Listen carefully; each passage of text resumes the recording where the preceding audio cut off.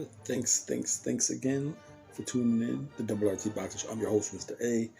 We talking that matchroom card or fight, I should say, because can't really talk too much about FA, right? It's really what can you really say? He knocked out a smaller former cruiserweight. I don't know. So I'm not gonna say too much about that fight. As of right now, he still looks like a knockout waiting to happen to me. That's what when I see FA. Someone's gonna knock him out. Now, as far as the main event, the headliner, Joe Smith becoming the WBO champ. How many defenses do you think he makes? How many defenses do you think Joe Smith got of him? Does he go straight for Artur Beterbiev?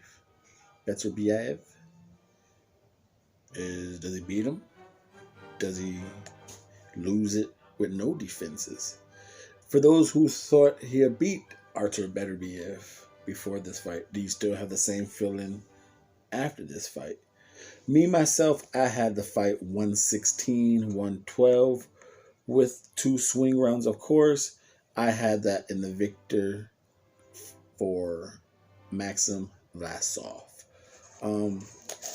Now, the 2 swing rounds I had were 3 and 5. If I gave those swing rounds to Joe Smith, I have this fight a draw. I had, now don't get me wrong, when I tell you that I had Maxim winning the fight, I understand a lot of this fight was heavily competitive. I just thought, even though Smith was landing the harder shots, I don't think his harder shots completely outpointed the volume work of Maxim. Because usually when it's hard punches versus volume, the volume punches are usually titty-tats. Although Maxim did have some of those titty-tats, he mixed up the power and the variations well, and it was telling on Joe. It was very telling. The way he controlled the ring, the way he put pressure on with volume of punches, the way he put pressure on with his feet, the angles, the way, when they said it best, whenever Joe looked like he had something going, Maxim will come and just disrupt his rhythm, grab him, clutch him, smother his shit, and then just to take Joe's punches, because Joe rocked him. I had Joe, like I said, if you want to give him a swing rounds 3 and 5, understand. To me, the fight started happening for Joe in round 3. It was really the first 2 rounds. It seems to me it took Joe a little time to throw with the rhythm of Maxim. But by the time he started to do it, the right hand bailed him out a lot. You know, if any one of these guys had a body attack plan, I think they could have knocked one another out. But just I thought the 10th and 11th and 12th were good rounds. I gave the 10th round to Maxim because Joe Smith just got finished with 7 and 8, really strong. And then 9 was a nice little competitive round, and I thought 10 was a round where Maxim really kind of not ended, but really put a halt to the momentum Joe had.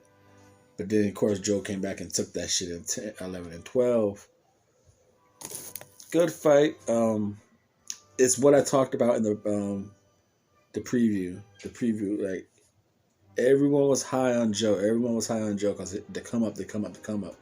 But as that fight just got closer, even that day when I made that preview, I was like, I want to switch my pick. Like that whole time I had Joe knocking out Umar Solomov,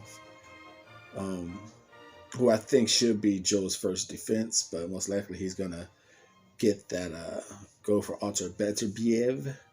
You got Umar at number 4. You know, considering he got shifted out of this tournament due to pandemic reasons, he should, by rights, get his. He should be Joe's mandatory defense. It should be Umar Salamov. But let's see if Joe goes after the Alter Beterbiev. You got London Arthur at number 3.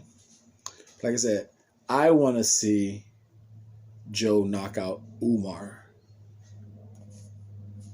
I think that'd be a nice little first defense, and I think Umar, like I said, I think Umar rightfully deserves it since the pandemic fucked his opportunity up at the title. This is the RT Boxing Show. I'm your host, Mr. A. Thank you for your time and support. How many defenses did Joe get? 1, 2, none? It's on Twitter at RRTB Show. Go answer the question. Thank you.